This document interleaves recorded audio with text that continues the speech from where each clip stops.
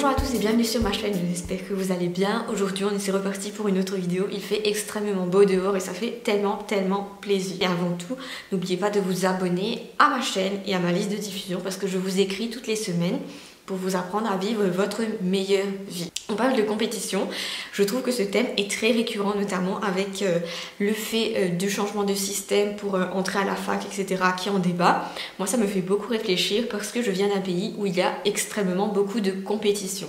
Si je devais comparer ma scolarisation à quelque chose, ce serait un cheval de course parce que vraiment, je viens de l'île Maurice et là-bas c'est très compétitif. On est depuis le plus jeune âge soumis à toutes sortes de classements. J'ai décidé de sauter sur l'occasion pour vous parler un petit peu de compétition, de comment ça peut vous servir parce que vous ne pensez pas que la compétition c'est totalement mauvais. Je trouve qu'en France il n'y a pas assez de compétition dans certains domaines et je trouve ça vachement dommage parce que la compétition peut être très positive. Donc la compétition c'est un petit peu comme la carotte, quand il y a une compétition il y a un prix. Maintenant ça ne veut pas dire qu'on doit se battre bec et ongles pour quelque chose. Ça veut tout simplement dire que quand on est en compétition, on s'améliore soi-même. Bien sûr, il y a la compétition malsaine où là, on se compare sans cesse aux autres et ça m'est déjà arrivé, c'est arrivé à tous les gens, notamment dans ma précédente scolarisation quand j'étais adolescente, où là, vraiment, les gens s'entretuaient presque pour atteindre le plus haut niveau, etc. Donc la compétition, elle n'est pas seulement au niveau académique, elle est bien sûr dans d'autres domaines. Si vous commencez à vous comparer aux gens et que vraiment ça devient négatif, et bien arrêtez tout de suite, la compétition n'est pas faite pour vous. On est plus ou moins différents, donc on a plus ou moins une tolérance à la compétition qui est différente. Bien sûr, il y a des gens que la compétition va stimuler, va donner envie d'aller plus loin. Globalement, je pense qu'on a tous une partie de soi où la compétition va nous donner un petit peu plus envie d'aller plus loin. Et puis il y a des gens qui sont totalement pas bien dans la compétition, ils se sentent mal, ils n'aiment pas se comparer. Et voilà, il n'y a rien de mal à ça, simplement. Quand la compétition devient malsaine, c'est quand vous êtes plus concentré à faire mieux que l'autre, plutôt que de faire mieux que ce que vous pouvez faire d'habitude. Dans ce sens-là, c'est bien, c'est positif. Et je trouve ça dommage qu'il n'y ait pas un petit peu plus de compétition dans les études. Enfin, quand je dis compétition dans les études, ça veut surtout dire qu'il y ait pas un petit peu plus de facteurs motivants. Et vous comprendrez ça quand je vous dis qu'il y a plus de 50% des gens entre la première et la deuxième année de fac qui abandonnent, déjà parce qu'ils ne sont pas assez motivés ou ils ne savent pas ce qu'ils veulent, etc. Donc la compétition, c'est une façon saine en fait d'essayer d'introduire un facteur motivant. Donc en France par exemple, je trouve ça dommage en fait qu'il n'y ait pas plus de bourses au mérite, de facteurs qui disent aux gens tu travailles pour quelque chose. Et c'est pareil dans le monde du travail, c'est que la France est considérée comme étant un pays où il y a beaucoup de domaines qui sont un peu stagnants, où tu mets beaucoup de temps pour accéder à un niveau supérieur, un niveau hiérarchique supérieur dans ton travail et où les augmentations sont moins rapides et plus petites par rapport à d'autres pays où vraiment là les gens travaillent vraiment pour la carotte, c'est-à-dire pour l'augmentation de salaire, les plus grosses responsabilités, le gros poste, etc.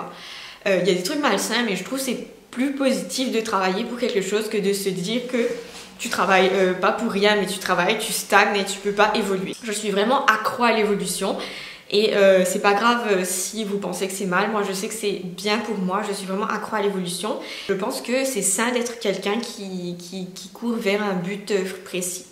Après, voilà, ça définit clairement mon choix au niveau de la méritocratie. Pour moi, la méritocratie, c'est quelque chose qui a beaucoup de valeur à mes yeux. Et je déteste en fait les systèmes qui ne sont pas fixés là-dessus. C'est que si tu travailles plus dur, si une personne A travaille plus dur qu'une personne B, c'est la personne A qui mérite plus que la personne B. Après, quand je dis mérite, ça peut être aussi au niveau des capacités, des facilités, etc. Donc la compétition a été positive pour moi parce que ça m'a toujours permis de m'améliorer. Mais la compétition est positive surtout quand on se mesure à soi-même et non pas à quelqu'un d'autre. Comment vous savez que vous vous mesurez à vous-même? C'est quand vous faites un tout petit peu attention à l'autre. Parce que quand on dit on fait pas attention à l'autre, c'est pas tout à fait vrai. Il faut quand même, quand on est dans une compétition, il faut quand même faire attention à ses adversaires, mais il ne faut pas se concentrer sur ce qu'ils font qu'on est limite distrait de notre propre objectif. Mauvaise compétition, c'est quand c'est stressant et quand on ne voit plus l'objectif, qu'on est en train de travailler dans le vide. Ça m'est arrivé tellement de fois dans ma vie et surtout quand j'étais adolescente, c'est de travailler et de ne pas voir de résultats ou de travailler dans le vide ou de travailler vraiment sans objectif, sans comprendre ce qu'on fait. Sachez quand même que si par exemple vous êtes à la fac ou au lycée, etc., Les notes font très peu de différence à la fin, c'est pour ça que la France, c'est un pays que je considère très peu compétitif. Peut-être pas au niveau des grandes écoles et des trucs où il y a des concours, etc. Parce que là, du coup, c'est vraiment au niveau du mérite et des notes. Ah, donc la compétition n'est pas toujours une solution viable à ce qu'on pourrait atteindre. Mais voilà, j'aimerais qu'il y ait plus de compétition et je trouve que ça peut être très sain. Maintenant, une compétition, vous pouvez l'instaurer vous-même et être compétiteur, compétitrice contre vous-même pour tout le temps vous améliorer.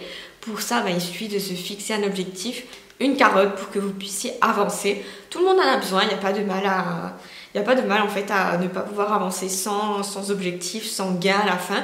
On est humain, on est comme ça et c'est comme ça que ça devrait fonctionner. Voilà, c'était une petite vidéo sur la compétition. J'avais eu cette pensée là l'autre fois et je voulais partager ça avec vous. Maintenant vous avez le droit de me dire ce que vous en pensez. Bien sûr, vous avez le droit de ne pas être d'accord avec moi, etc. Ça ne veut pas dire que je le prendrai mal, mais voilà. Voilà mes croyances et comment je vous conseille vraiment d'aborder la compétition. J'espère que ça va vous aider. Encore une fois, n'oubliez pas de vous abonner à ma chaîne. J'avais fait une vidéo il n'y a pas longtemps sur la compétition entre les femmes. C'est un truc assez différent mais qui est toujours en lien. Donc je vous retrouve très vite la semaine prochaine. Passez un bon week-end et puis entre-temps, prenez soin de vous.